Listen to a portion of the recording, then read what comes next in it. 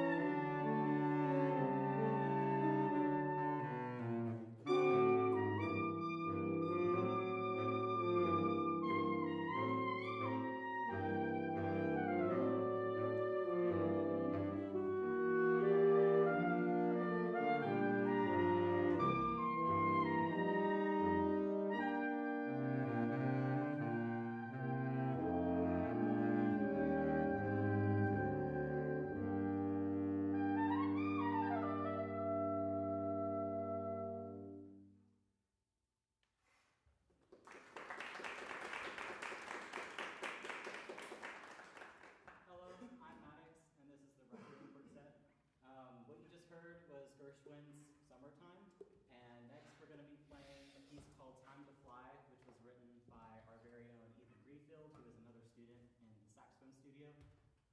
We're actually playing it again at 7:30 just across the hall. So, yeah. Thank you, and this is Time to Fly.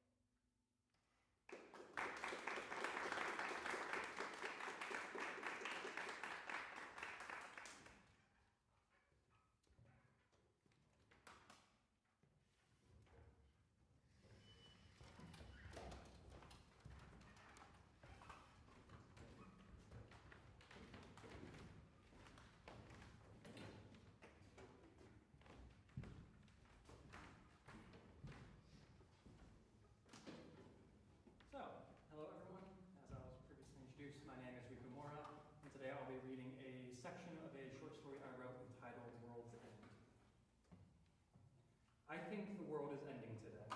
I stand on the cliff's edge and stare into the sea below. The yawning abyss of the void-black waves, adorned with the pearl white of sea foam, clash restlessly with the gray-tan sands below. The jagged rock's peak stands isolated, cutting off from the waters and cutting us off from the world around us. I wish the world was that beach beneath me, safe from the chaos and anarchy of the world, where no one would touch us there and no one could force our way of life away, replacing it with some cheap and alien alternative. I looked at the sky above, cloudy, gray, and dark. The sun struggled to fight its way through that impossible wall. On all sides, our village was trapped. I was trapped. I think the world is ending today. I stared down at that beach and saw her sitting, alone with a vulture. They were the only two to grace that desolate shore. It danced around her, hunting for something to scrounge. She paid little attention to it, flipping through a book and devouring every word with voracious eyes. Her tall, slender, and bronzen form lay seated on a flat stone which breached the dead sand.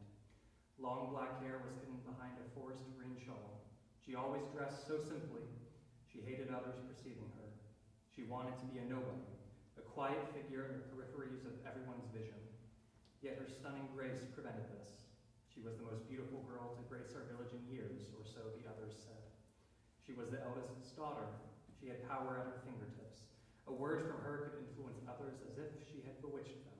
Her grace only enhanced this persuasion and guile. Her name was Alushanka. I think the world is ending today. I walked impatiently down that tight path which hugged the cliff face, uncaring that one misstep would fling my body to break on the shore below. Alushanka did not know, and I had to be the one to tell her. I had been friends with Alushanka for years now. We were born only 2 days apart, and so our birthday celebrations in the village had always been together. We were both the brightest minds in our village, and often sparred with each other over books and ideas. We intimidated the other kids who had already resigned their lives to farming or fishing, a legacy of the fathers and mothers, brothers and sisters before them. Alushanka and I rejected such a fate. We were destined for far greater things. We would revolutionize the world we lived in. She would uncover the secrets of the natural world and publish light to all of the ignorant minds locked away in the depths of darkness. I swore to write magnificent stories, stories so grand that they would be immortalized in soul long after I died. Even as a ghost, I would hear my stories. Our legacies would outlive the tiny village in Petrushka where we were born. When we turned 16, Alushanka and I would travel hand in hand, like we always promised. First to Vladisław, then to Orbaz, where we would catch the train to the great capital, Rostov. It would be our escape from nothingness. But the world was ending. I slipped and almost fell to the ground, as the angels once had. The only difference is the angel bodies stood up once more. Human bodies tend not to. I let out a little yelp as I felt my body give way, as I clutched wildly at the path to catch myself. Sharp singing pain caught fire in my fingertips before slowly creeping towards my knuckles, then reaching my palms. I caught myself and hung off the path's face, dangling 20 feet above my sandy doom beneath me. I wondered why I had caught myself. A voice in my head told me I should have plummeted. The sands beneath me would be far kinder than what approaches. I slowly caught my grip, climbed back onto the path, and with pained fingers dusted off my father's old greatcoat and continued on the descending path. The thick wool kept me warm as the sun, imprisoned in the sky above, could not. It was autumn, and the cusp of winter approached. We hoped we could make it until then, but perdition affirms no timetable crafted at the hands of men. This is why I descended to the beach below. Alushanka did not know. I rounded the bottom of the path, slick stone replaced by ignoble sand and gravel. I saw Alushanka standing, looking in my direction, a coy smile on her face. Hello, Petya. Please try not to kill yourself. I couldn't bear to lose your wonderful brown hair. She motioned up towards my mess of unkempt hair, as brown as the coffee my father would occasionally trade for from visitors passing through. I blushed as I tended to do around her as of late. We had always been close. Yet as 16 approached and our escape into the city became more and more an expected reality, we drew even closer and even more intimate. Our friendship was on the cusp of something greater, something which only required a few words to usher forth a new dawn. But those words hung enchained behind doubt and a vis-a-vis of social investigation. I knew I must have loved her. but I was not certain if she loved me back. I knew I meant more to her than a simple childhood friend. I just had to find out what. I motioned towards my head, desperately trying to latch on to her warmth and forget the doom which saturated my soul. I told you I'd shave it for you. For a fee, of course. If you ever did that, Petya, I'm buying a train ticket for myself to Krostov, and I'll send you to the opposite side of the country until your hair returns. She laughed brightly, the only warm thing in this desolate prison of rock and sand. She returned to her flat stone and pointed at an available one nearby, a simple gesture containing so much warmth and kindness. Yet I was the paragon of the autumn weather, and the doom which loomed over us all. She looked over, her fierce brown eyes portraying a comfortable excitement, now covered with a sudden uneasiness. Her humor did not land as it always had. I could see her eyes form the assessment rapidly. Something was terribly, terribly wrong. Do you feel the air, Alushanka? Can you feel it weigh your lungs down as the anchor stones of our boats do? I do, Petya. I felt it since I woke up. Father was not home, mother was asleep. What is it? She moved slowly side to side on the rock, swaying as if a slight wind blew through her. I looked even deeper into her wondrous eyes and saw the mirror reflection of the world we lived in, a world we had explored and claimed as our own. The village of Petrushka, the shore met by the tides of the Zidonsk Sea, the forests just north which led to Vladisov, all of the crops of wheat and the cows and sheep, all of the families and the tombstones, all of the flowers and grass were ours. We would leave one day, yes, but Alushanka and I swore we would carry it with us. Petrushka would not be forgotten, but carried into the 20th century. This was our mission, as it always had been, together. Petya, tell me quickly, what is bothering you so? She stood up and took my hands into hers. Our world is ending, Alushanka. Everything is coming apart. You can feel it in the air. Even the animals know it. Where has the raven gone? Why are there no gulls on the rocks there? I began to speak even faster, the overwhelming reality cascading through my heart and into my words as the vicious floods of March do. She gripped my hands tighter, trying to understand why the stoic boy she knew so well was suddenly unraveling in her arms. We have to go now. It's the only time we can. We can't delay it anymore. We can't wait until our birthday celebrations. We have to go now. I can be ready in an hour. She gently put her hands on my cheek, and every word which ran forth from my mouth suddenly stopped at her touch. My heart fluttered intensely, and I felt my cheeks flush red. She had done this before, but it was always so brief before one of us pulled away, embarrassed. Neither of us moved now. Petya, she spoke so softly, so tenderly. What is happening? They're coming.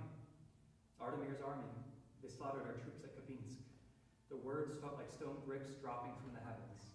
Alushanka was stunned, yet her face did not portray it. She remained kind and calm on the outside, but her eyes betrayed her. A deep fear took inside. They're coming our way. We must go. I backed away from her, a plan slowly formulating in my mind.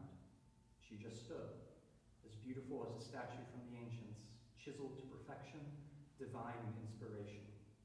We can make it to Vladisov by morning if we leave in 3 hours. Petya, how do we know this? Where did you hear this from? She asked. Alushanka and I were alike in many regards. Intelligent, strong-headed, dreamers, but she was always far more skilled with her emotions. She never got conquered by them. She never let them appear outside, unlike me. It was something I admired greatly about her. It infuriated me now.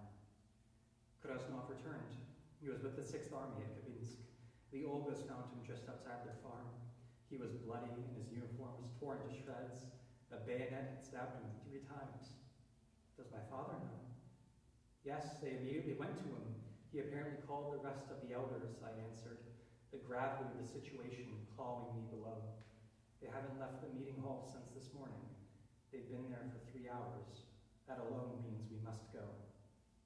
Your father, Petya, was he not with the 6th? She asked, gently pulling me into an embrace.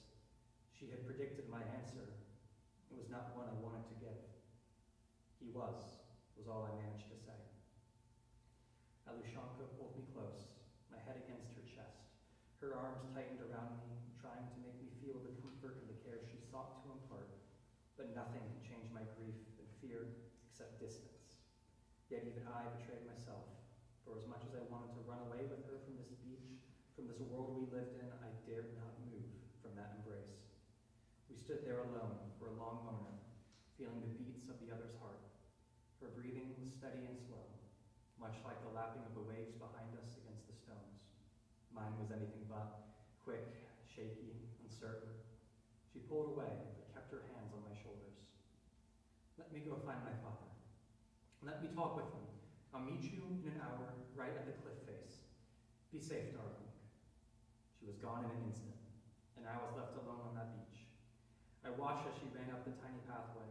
Her shawl had since fallen, revealing her long black hair. My cheeks were vibrant red, the red of a cherry. Not even the ending of the world could counter Alushanka calling me darling. She reached up top and looked down into the depths at me. That was the closest we had gotten to the truth being revealed. I walked back to my home. I was fraught with the uncertainties of my plan. I assumed the news had spread, and others had begun to pack and prepare for the exodus. Yet as I walked through the village, it was deathly still. I saw no families bustling to prepare to leave, no children running in terror and tears. I didn't even see dogs on the street, sitting as guardians to homes like so many days before. The tiny little chapel was packed, and from within the echoes of prayer thrust from the sanctuary into the center of our town. I heard some wails, some cries, and tens of voices wrought with fear and pain. I stood before the open doors, right in front of the pathway to the altar. The priest stood in common clothes, an old rusty sword swaying from his hip, sheathed in unused scabbard. I looked in and watched the congregants in awe. All were in their everyday clothes, shawls and scarves wrapped around cold heads, bodies buried beneath thick coats of wool and cotton. I saw rifles slung over shoulders, hoes and scythes ready not for the farms, but for the battlefield. Soldiers praying for absolution before the sins they will bloody their hands with. A priest rousing men and women for war. Guns and scythes in a church. The world is ending today. I found my father's old hunting rifle where it always had been, hung over the tiny little fireplace which kept our home warm. It was full of dust and ash. It hadn't been cleaned since last night. It would remain that way forever. I was the only one in my home now. My mother was gone, and now my father had joined her finally. I checked the bolt, looked over the rifle. Everyone was staying to fight. Why? There is no hope here anymore. An army of professionals march with blood in their eyes and flesh in their teeth. 100 villages burned under their sinister words. Our only defense lies broken and slaughtered in the now unhallowed fields near that city. They come our way for our grain, for our animals, for our ruin.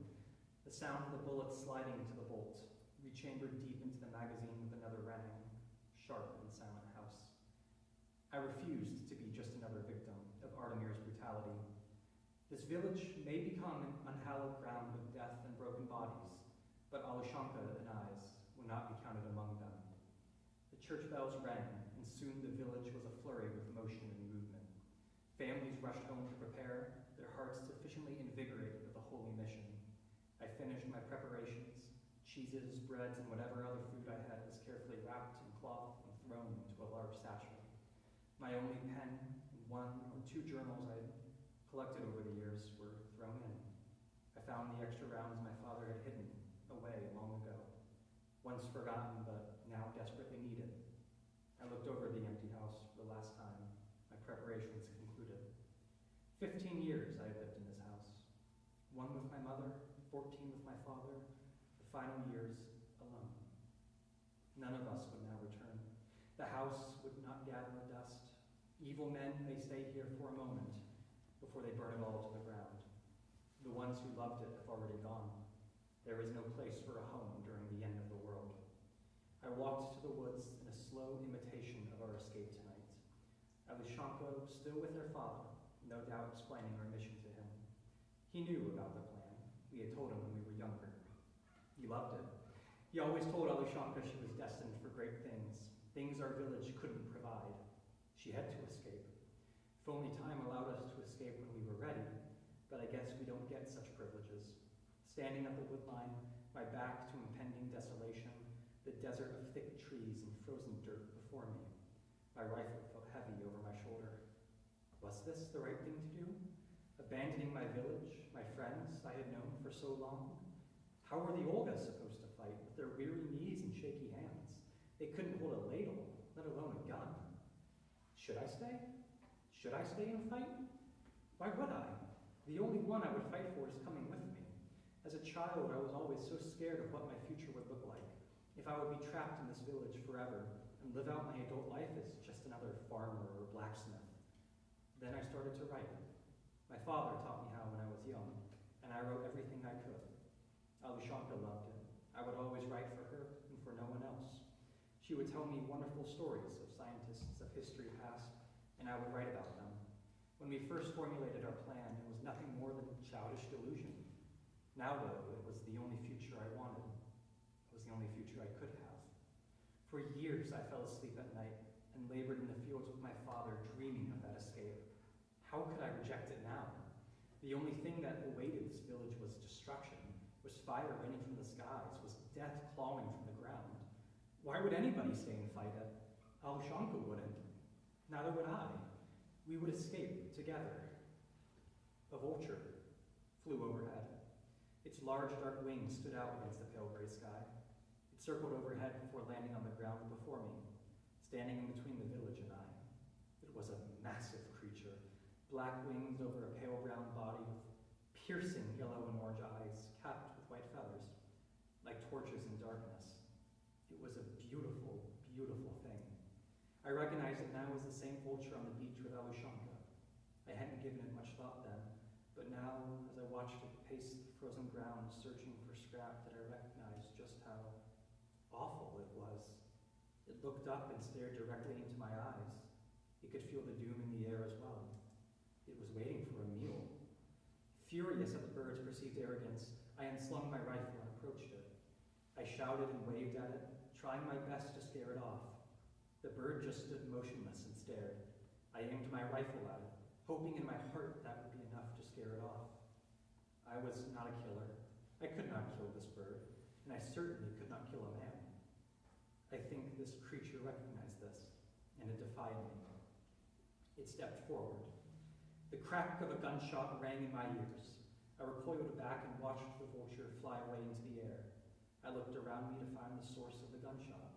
My finger hadn't even been near the trigger. For a moment, sharp dread ran cold through my blood. Had Artemir's army already arrived? A second gunshot rang back out, but this time I saw the origin of it. I saw the Olga's son, Volodymyr, firing at the farm animals. 2 goats lie on the earth, motionless. The sight of it, even with my bad vision, was enough to make me vomit. I hurled over, and I closed my eyes tight. The world is ending. I have to run. Thank you.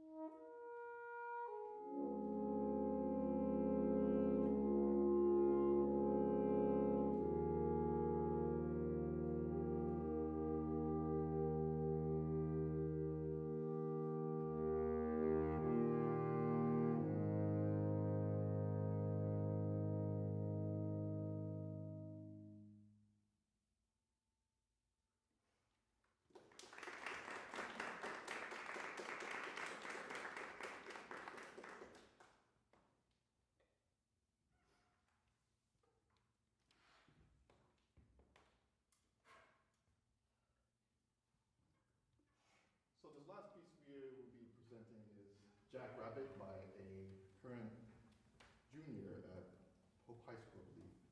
And his name is Craig Peters. He recently won the GMA composition competition. And so we will be representing his lovely piece. Thank